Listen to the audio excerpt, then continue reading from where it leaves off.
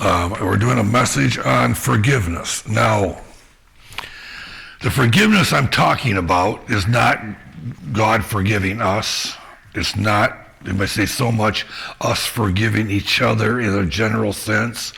This is basically focused on somebody has harmed you, you might say emotionally or whatever. They have done or said something that really hurt you. Okay? This teaching is the response to that. So just kind of get that. And it comes from, actually, a huge portion of this comes from Dr. R.T. Kendall. Okay?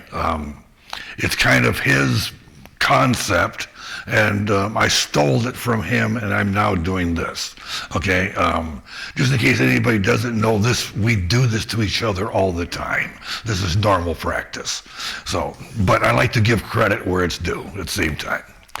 So, it's going to be looking at the life of Joseph, because Joseph teaches us so much in regards to a way of living.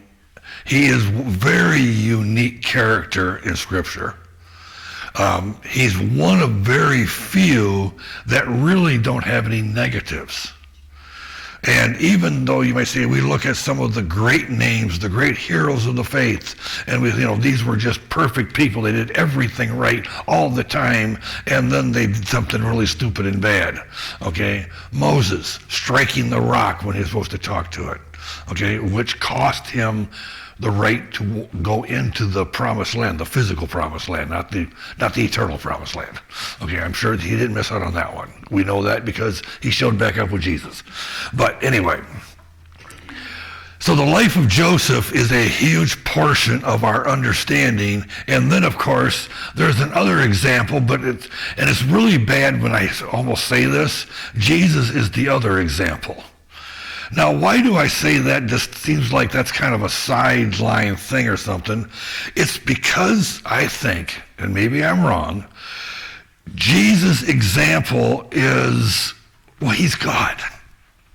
Okay? He can do it. Okay, he can do these things I can't because he's God. Joseph was not God. Joseph was a human just like us. Reality, Jesus is too. Okay, we know that, it's taught that, but our mind doesn't quite see that way. Are our lights going dim? No, it's the sun. Oh, it's the sun that went dim. Okay. Now, start off with, like I said, we're going to look at the life of Joseph. We're going to interject him in there quite often. Okay, we're also going to look at Luke 23, 1 Corinthians 13. But to start off with, when we look at this concept of forgiveness, the good place to start is what it's not. Okay? Because we have a mindset of what it is, and now we're going to see if we can erase a bunch of that. Now, one or two things are going to happen with us as we go through this. On the one hand, it's going to be, there's no way that this could work. This is just totally ridiculous concept, and I'm going to ignore it. Or, like me, I never thought of it this way before. This is kind of new way of seeing it. It's not like I'm really learning something new. I'm just adding to knowledge that's already there. Some people are going to love the fact that they heard this, and some people are going to be sad that they heard this. That's a reality, okay? So anyway, start off with a myth. Forgiveness is approval. No, it is not. Excusing what they did. No, it's not. Justifying what they did. No, it's not. Pardoning what they did. No, it's not. Reconciliation, like if we do this, we're going to have reconciliation. Not necessarily. Okay? Or denying what was done. Let's just set it aside and forget it. No, that's a myth. And then forgetting. Now, forgetting we will pick up again much later on and how we explain that part of it. So for right now, we're just going to leave it on the list and move forward. To start off with, forgiveness is a choice. See, there's so many things in life that are choices we don't think are choices, but they are. Okay? To a large extent, pretty much every part of our life is a choice. Okay? We have choices in this and choices in that. They might be I've got this bad choice or I can take this bad choice. But they're both choices. Okay? It's easier when they're good and bad, but when they're both bad or they both look bad, we still have a choice. This goes back to a reality of how God created us with a free will. We have choices. It's part of who we are. Okay? So in Matthew 6:14, for if you forgive others their transgressions, your heavenly Father will also forgive you. It's kind of a dangerous one because basically what you're saying, that if I hold a grudge against somebody, God's going to hold a grudge against me. Ooh, that would be bad. I don't like that. So maybe I better not hold grudges. That's kind of a solution. I have a choice. I can choose to either believe or not believe. I can choose to either accept this truth or deny this truth. Or maybe there's a third choice. I'll just twist it around to fit me, to fit what I want it to say. Because if I can switch it around enough, then I can live with it.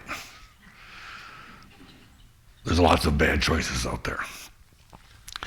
But what happens when we don't forgive? We feel awful. And we don't have peace. Okay? This is what this lesson is going to teach us. It's going to teach us how to return to peace, not dependent upon other people. That's the best part. Because if our peace of mind, our peace of soul is dependent upon somebody else, we may or may never see it. But if it's dependent upon me, if it's my choice, I can do something about it. So, and forgiveness, where does it have to come from? It has to come from the heart. It's not just words. It's reality. Now we get to Joseph a little bit. Genesis 45, verse 8. Now therefore, it was not you who sent me back here, but God. And he has made me a father to Pharaoh and lord of all the household and ruler over all the land of Egypt. Okay? This, of course, is Joseph speaking to his brothers. If you remember, Joseph was thrown into a pit because his brothers didn't like him very much. Then when the oldest brother was gone, some Midianites came along and they pulled him out of the pit and they sold him. Reuben was kind of upset when that happened. He brings that up later on, again, like, if you would have just done what I told you, okay? I mean, your brother doesn't do what they're told, and if you just would have listened to me, this whole problem would have been here. That's Reuben, okay? Joseph, he's got no control, okay? His choices have been taken away. Wow, we always have choices. We do. Joseph didn't. Now, he can make some choices from this point on of how he responded, but his circumstances he had no choice in. So he now is sold as a slave into Egypt. He now, if I say, gets a job working for Potiphar, and then he has this whole mix-up with Potiphar's wife. He was right, she was wrong. Just get the story straight. And he gets thrown in jail. He's in jail, and then you got the cupbearer and the baker. They have their dreams, and that turns out to be exactly what it was. And they forget all about Joseph, leave him sitting there for a little while longer, and then eventually he's remembered because Pharaoh has a dream, and then he goes and interprets Pharaoh's dream, and he becomes the second ruler in Egypt. And Egypt at that time in history was a world superpower. So that wasn't wasn't nice. No, this was quite something. I mean, he had a lot of power. And throughout the whole thing, never once do you hear him saying, God, why did you do this to me? Never a complaint. Every single time, in every set of circumstances, I mean, he had it rough. We think we got problems. He had problems. You got to remember, as a slave, he could be put to death at any time. all Potiphar had done is say, kill him. He's dead. That's simple. This verse we just read in verse 8 in chapter 45 is Joseph's response to his brothers when he makes himself known to them. And he, instead of blaming them, instead of trying to get revenge on them, he said, you meant it for bad, but God meant it for good. I think it's hard for us to really truly grasp how big a deal that was for Joseph to think that way.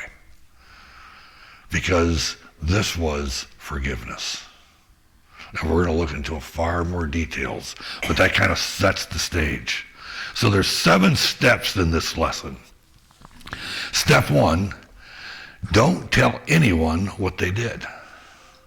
Somebody hurt you. You don't get on the phone and start gossiping about it. You don't tell your friends. You don't tell your family. You leave it set. Okay? Now, there are a few exceptions. Okay? I want you to understand there are exceptions. If somebody has really hurt you in a way, I'd say that may even be things along the line of sexual abuse, or you might say illegal things that have been done. You have to pass that along, whether that be to the authorities, to a parent, to somebody else. But you can't just say, it didn't happen, so I'm not going to talk about it. No, it happened, and in this case, you have to talk about it. But when somebody just called you a bad name, spoke to you in a very angry tone, you don't have to tell anybody. You can leave it. You can stop it right there.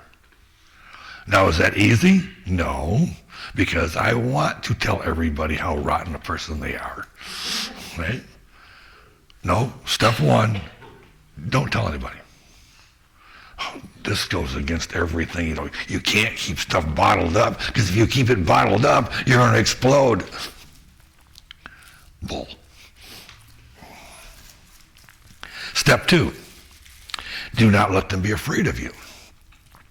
Now, what's meant by that is don't have a situation to where every time that you see the person, they see you, that they're getting on the sidewalk, going on the other side of the road because they don't want to encounter you, because they know you're going to retaliate.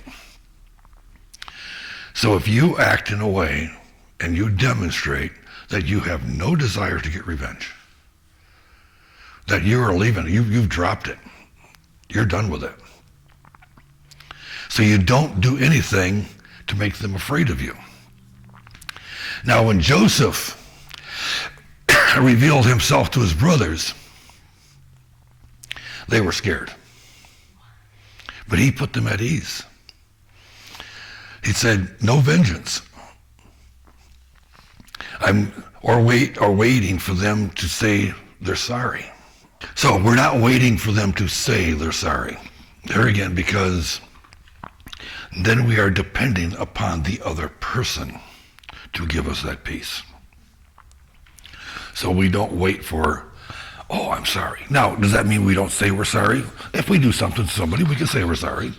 But in the sense of, you bumped into them. Oh, I'm sorry. Okay? Perfectly legitimate. But in the case where somebody has truly hurt us and you legitimately have a complaint, but you're not responding to it, you're leaving it alone, and you're not waiting for them to say, I'm sorry. Number 4, let them save face. You skipped 3. Did I skip 3? I sure did. Where's 3? Don't let them feel guilty. Okay, I'm glad I got it up there because I don't have it here. Okay. Don't let them feel guilty. Hey, that's a good number 3. Okay? So, you don't do things to make them feel like the guilt is, I say there, you're not saying things to them. You're not trying to make them feel bad. You're the type of person that would say these things, and I just want you to know you hurt me, and you shouldn't have done that. Those type of words don't come out. Okay? You're not doing anything to try to make them feel guilty. If they're feeling guilty, that's a good thing, but you're not the cause of it. There's a difference. I can do things to cause you to feel guilty, and I was used to be, when our kids were younger, they can tell you, I could make them feel so guilty that they would have a choice. You want a whipping or you want a lecture? They would take the whipping. Every single time. And I've got a son sitting here that'll testify to that. We don't do that, okay? So I'm sorry. No, I'm not supposed to say I'm sorry. Step 4. Now that we got three taken care of. Let them save face. Okay? As Joseph told his brothers, it was not you who did these things, but it was God. See, Joseph didn't put the blame on them, and he actually let them off the hook, which was really quite something. Because after all they did to him, he is just saying, that's fine. God was the one that arranged all this. You were actually being used by God to have this happen, to save lives. You didn't realize it, and what you did and your reasoning behind what you did was not right, but the result was. So I've dropped it. You stop worrying. You're not to worry about it. And then step 5, protect them from their greatest darkness and fear. Now, for the brothers, there was a lot of fear. Okay? If you remember, as it continues along, he gets settled in with his brothers. The whole family comes to Egypt. They get all settled in. They move all of their livestock and everything there. They're living in the land of Goshen, which is actually some of the best land, especially for crops and for raising sheep, because you have all the water, you have a lot of grass. But the brothers are settled in and everything is okay, and then there's that scare that comes. Joseph's and the brothers' father dies. See, because Joseph had never told his dad what happened. Did you ever catch that in that story? He never told his dad what his brothers did to him.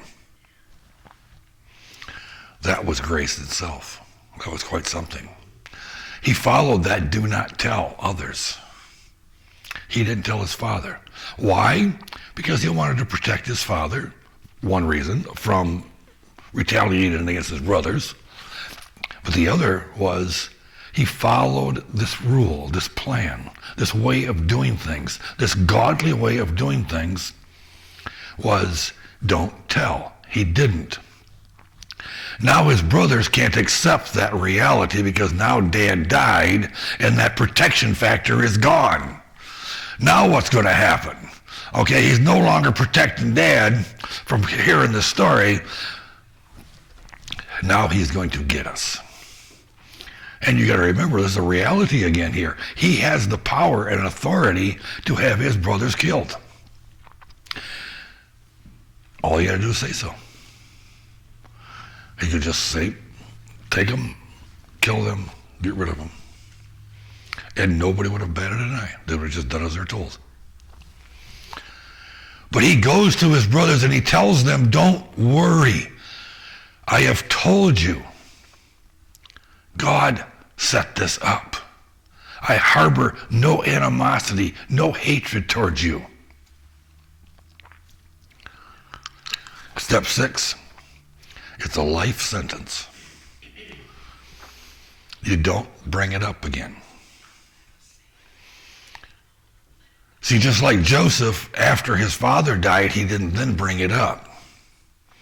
Same is true for us. We don't tell anybody, but we also don't bring it up down the road. A little story here, gonna help illustrate that. You got Sue and Betty, they're friends, okay? Not close, but friendly to each other. Whenever they would meet, they would hi, how you doing, and talk for a few minutes and move on. But one day, Betty heard that Sue had said something very cruel things about Betty. Betty said she never wanted to see Sue again. Would never forgive her for those harsh words. Now, you've had experience in that. For pretty much everybody in here knows somebody that has that scenario either happening or has happened. Now here's the reality of rubber meets the road concept. 10 years later. Now, if it's with females, it's 10 years later. If it's with males, it's 10 months later. Okay? We're different. Okay? What is Betty's reaction when Sue shows up in her church? Just shows up. And it wasn't planned. It wasn't like this was, I knew that they were there and I'm coming here. No, they just happened to show up.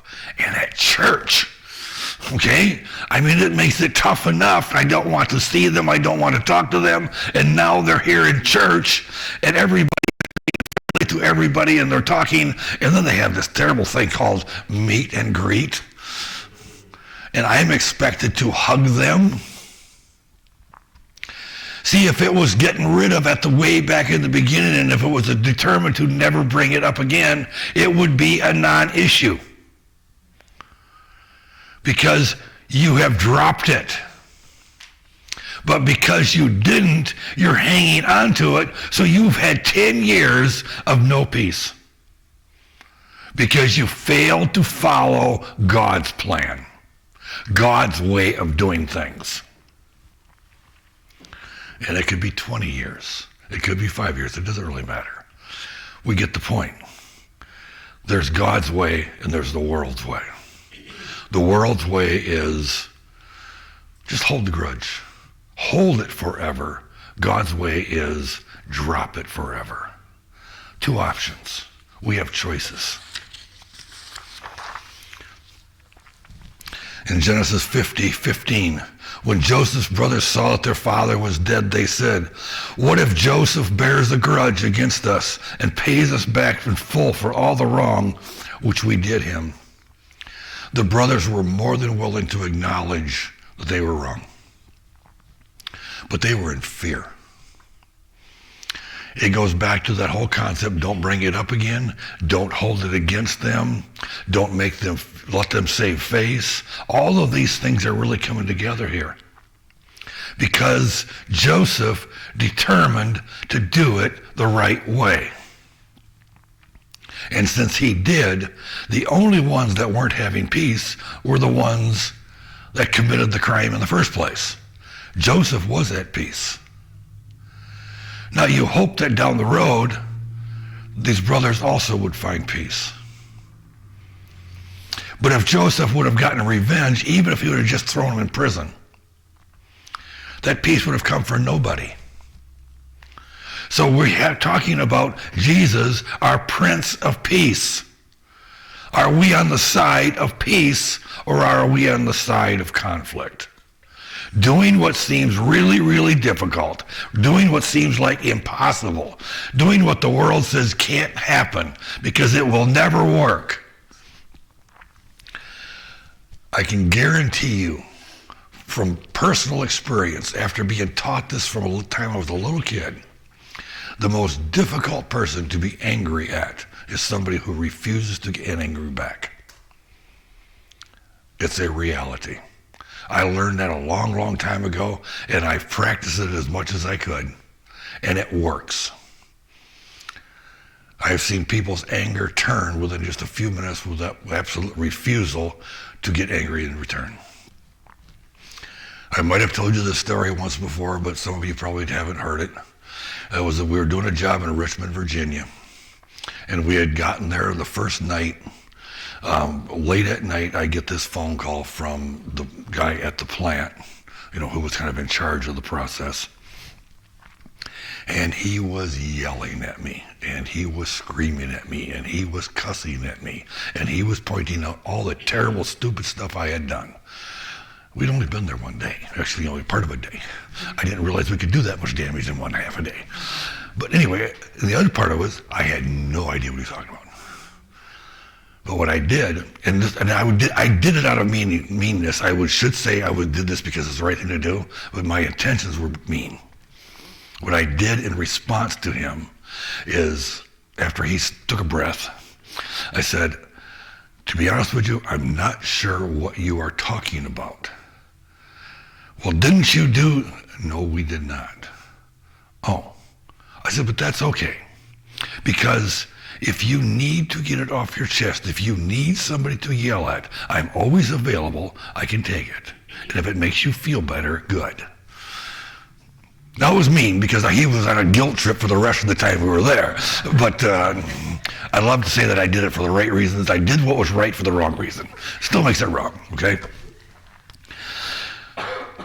Because whenever we try to bring it back up, what do we have? The peace will leave us again. We might have had peace, and everything was going along fine. And then suddenly, yeah, you know what they did to me? You know what they said about me? When you see them, and you bring it back to mind, peace goes right out the window. You lost it again. Now the forgetting, like I said at the beginning, we're going to look back at it when we get to it. Okay, that's in step 7. Pray for them. Okay, well, yeah, we're supposed to pray for our enemies. That's not what I'm saying here. Pray that God will bless them. A little different. But I don't want God to bless them. Then you haven't forgiven. Forgetting like God forgets. Okay? We've heard it said, the scripture says it, that as far as the east is from the west, so far has he removed our guilty stains from us. You know, he forgets, you might say, all of our sins and iniquities. Now, when it says that God forgets and God is all-knowing, how can God be all-knowing and forget at the same time? Well, because we are humans and we have to understand sometimes things through a human mind instead of a spiritual mind, the Bible quite often uses words and terms that speak to us so that we can get a grasp of it. Right? And when it says God forgets, that's what he's actually doing. But the way that God forgets is it has no bearing on anything in the future. The knowledge is still there, but it has no bearing on anything. This is how we are to forget somebody who harms us. If we are going to forgive them, we are going to do it permanently, forever, and we're never going to use that thought, that concept, to come into our minds to make a decision because, well, they did this back then. No, we don't go there. We dropped it. It has no bearing on our decision-making process. It's like a pardon, an absolute pardon. The whole thing is wiped away. It doesn't exist anymore. It's off the record. We are to do this. Why? 1 Corinthians 13:5. And since it doesn't start off with love, but I put love there because that's what it's talking about. Does not act unbecomingly. It does not seek its own, is not provoked, does not take into account a wrong suffered. All the things that we have just gone through and learned and studied is broken down into this one verse. You realize that? In this one verse about what is love, it's talking about this whole concept we've been talking about. It does not act unbecomingly. It doesn't try to get revenge. Okay? It does not seek its own. It's not trying to, well, I will forgive you if you're sorry.